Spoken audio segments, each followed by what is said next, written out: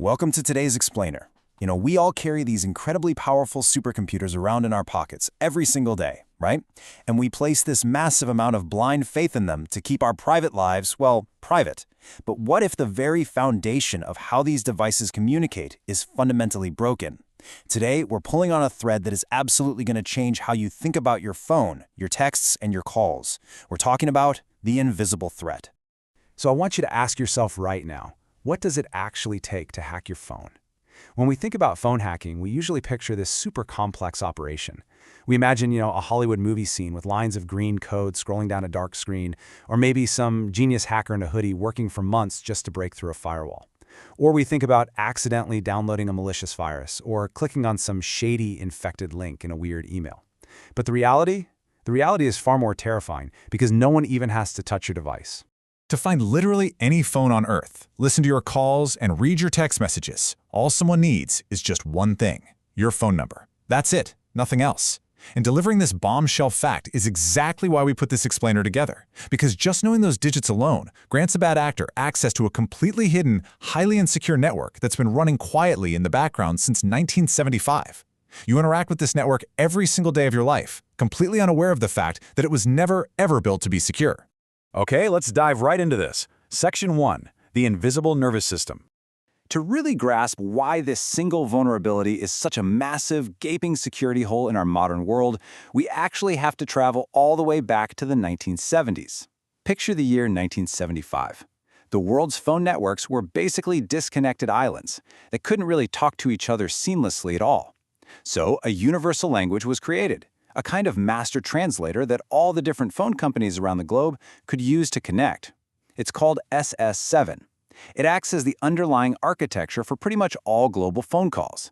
It handles all the heavy lifting, routing your call to the right person, making sure your text messages actually get delivered, and allowing your phone to roam when you travel overseas. Honestly, without SS7, your smart device would be basically useless the second you left your home country. And you know what? For decades, this worked absolutely perfectly. Why? Because SS7 was essentially a walled garden built entirely on trust. Back in 1975, the assumption was that only a small handful of big, trusted, state-owned telecom companies would ever have access to this network. It was like an exclusive, private club. And remember, this was a world with no real internet and absolutely no cybercrime as we understand it today. So, under those specific conditions, building an entire global network purely on mutual trust actually made perfect sense. But let's look at the stark contrast between then and now. That 1975 world of a few trusted, government-backed operators, yeah, that is long gone. Today, we aren't dealing with a handful of operators, we're dealing with thousands of them all over the world. The walls of that exclusive garden have completely crumbled, and the gates have been left wide open. Access to this supposedly private SS7 network can now be bought pretty easily from sketchy providers in countries with incredibly lax regulations. Basically, if you have a little bit of cash, you can buy your way right into the core of the world's communication network. Which brings us to Section 2, how the exploit works.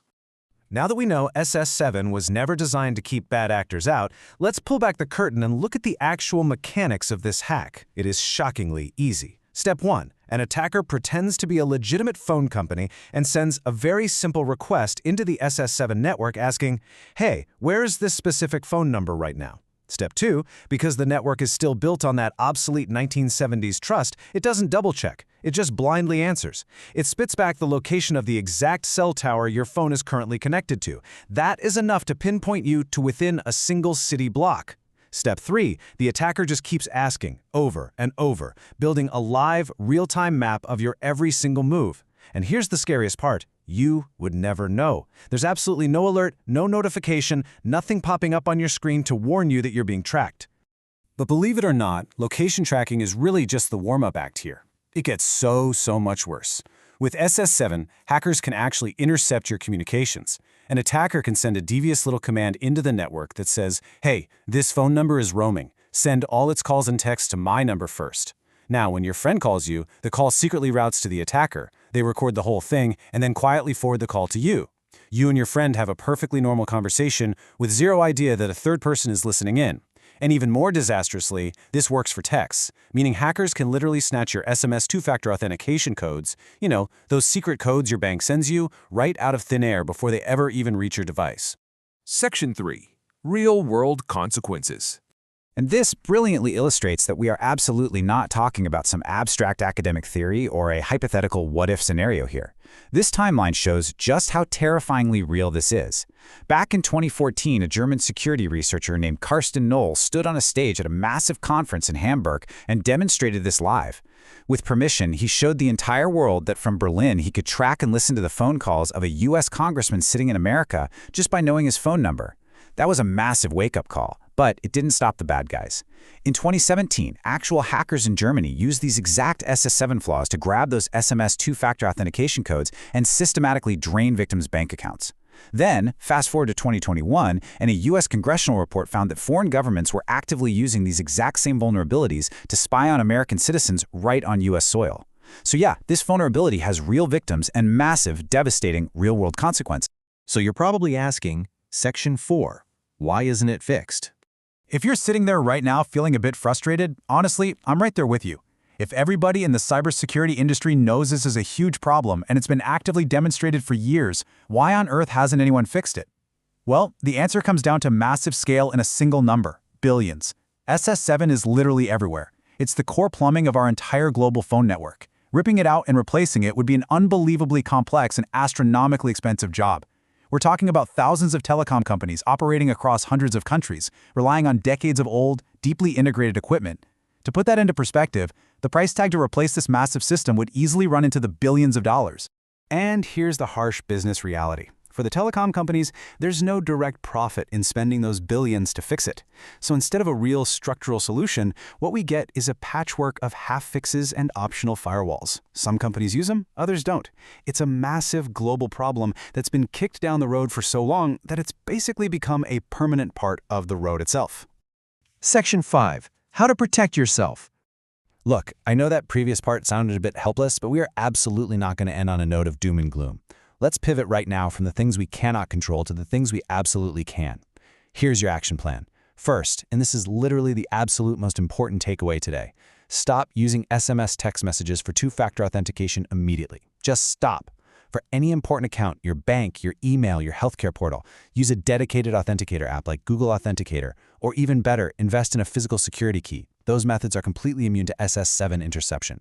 Secondly, if you're having a sensitive conversation or sending private information, switch to an app that uses true end-to-end encryption, like Signal.